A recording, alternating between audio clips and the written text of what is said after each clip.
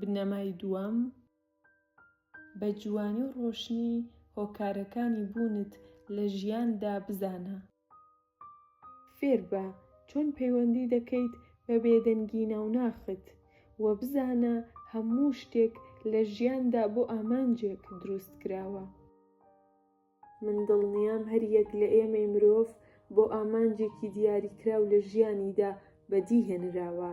دیاریکردنی ئامانج و تێگەیشتنی و نرخاندنی لە ڕیزی پێشەوەی ئەو کارانە بوون کە کەسە سەرکەوتووەکان ئەنجامیان داوە. ئەوان کات بەسەر دەبەن لە پێناو تێگەیشتن لەو ئامانجەی کە بۆی دروست بوون.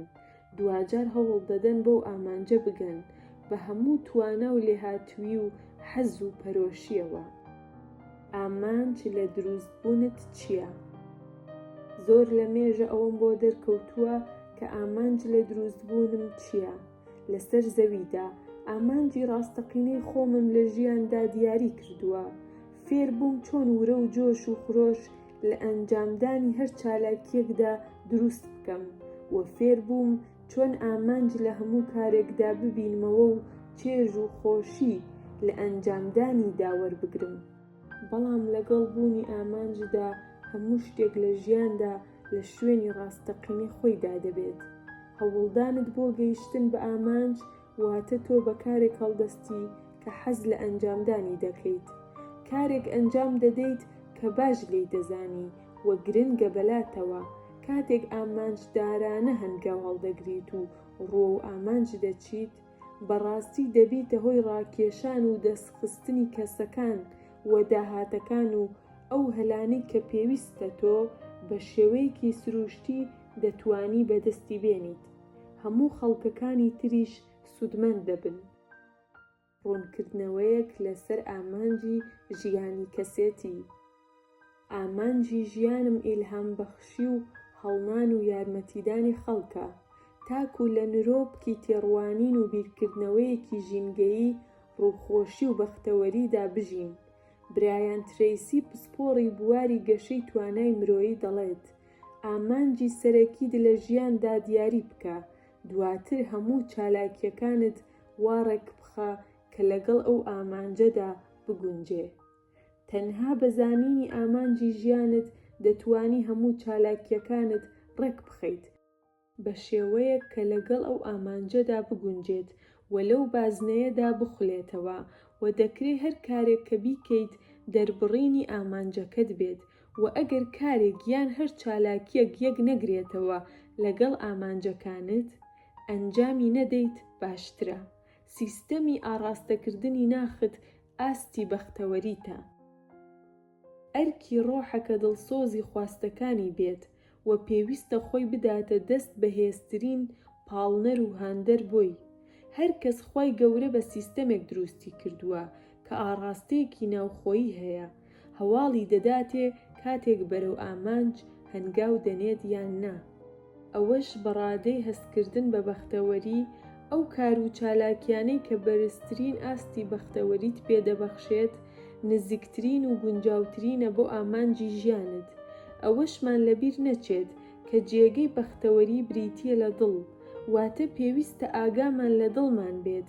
دەکرێ مرۆڤ جلوبەرگی جوانی هەبێت یان سەروەت و سامانی زۆری هەبێت، خاوەن پلەپایی سیاسی بەرز بێت، بەڵام هەموو ئەمانە بەشێکن لە هۆکاری بەختەوەری.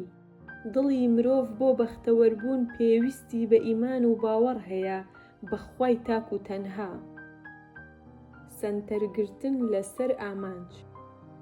تەنها دوای دیاریکردن و نووسینی ئامانجی ژیانت هەموو ڕۆژێ بیخوێنەرەوە، باشتر وایە لە بەیانیاندا بێت. بێگومان مرۆڤی پەیامدار هەمیشە چاوی لە ئامانجەکەیەتی و لە بیلبیلەی چاوانیدا هەڵی دەگرێت.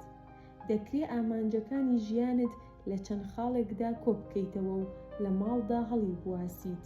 بۆ نمونە لەسەر دەرگای بەفرگرەکە یان لای کتێبخانەکەت یان نزیک لە جێگای نووستنەکەت بۆ ئەوەی زوو بێتە بەرچاوت. ئێمەی موسڵمان بۆ ئامانج دەژین و بەرچاومان ڕۆشنە. هەموو کارەکانمان لە بازنەی ئامانجی باڵادا کۆ دەکەینەوە کە بریتیە لە ڕەزامەندی خوای گەورە و ئاسوودەکردنی خەڵکی خوایە. یەکێک لە ئەرکە سەرەکیەکانی موسڵمانان بریتیە لە پاراستنی مافی بەرامبەرەکانی. خۆشی و بزەخستنە سەر لێوی بەرامبەرەکەت سەدەقەیە. ڕاهێنانی ئامانجی ژیان. یەکەم، 2 خەسڵەتی جیاکەرەوەی کەسێتی خۆت بنووسە، بۆ نمونە دڵگەرمی و داهێنان. دووەم، باسی شێوازێک یان 2 شێواز بکە کە دەیگریتە بەر بۆ دەربڕینی ئەو خەسڵەتانە کاتێک کارابوون لەگەڵ کەسێک، وەکو پشتگیری و ئیلهام. سێیەم، وای دابنێ ئێستا جیهان شوێنێکی نمونەییە، چۆن ئەو جیهانە دەردەکەوێت، خەڵکی چۆن مامەڵە لەگەڵ یەکتر دەکەن، تۆ هەستت چۆنە بەرامبەر ئەوە؟ وەڵامەکەت لە شێوازێکدا بنووسە لە دەمی ڕانەبردوودا، وەسفی باری بنچینەیی بکە، وە جیهانە نمونەییەکە چۆن دەبینی و هەستی پێدەکەیت. بیر بکەرەوە چەند چێژبەخشە بوونت لە جیهانێکی نمونەیی وادا. بۆ نمونە هەمووان بەهرەکانی خۆیان بە ئازادی دەردەبڕن، هەمووان لە کەشوهەوایەکی گونجان و هەماهەنگیدا دەژین، هەمووان خۆشەویستی دەردەبڕن. چوارەم، هەر سێ بەشەکەی سەرەوە لە عیبارەتێکدا کۆبکەرەوە. بۆ نمونە ئامانجم بەکارهێنانی داهێنان و دڵگەرمیمە لە پشتگیریکردن و ئیلهامبەخشین بە کەسانی تر، لە پێناو تەعبیرکردن لە بەهرەکانیان بە ئازادی بە شێوازێکی پڕ خۆشەویستی و پڕ لە ئاواز. فەرموودەی پێغەمبەر درودی خوای لەسەر بێت دەفەرموێت: گەشبین بن بۆ دەستخستنی خێر و چاکە بەدەستی دەهێنن.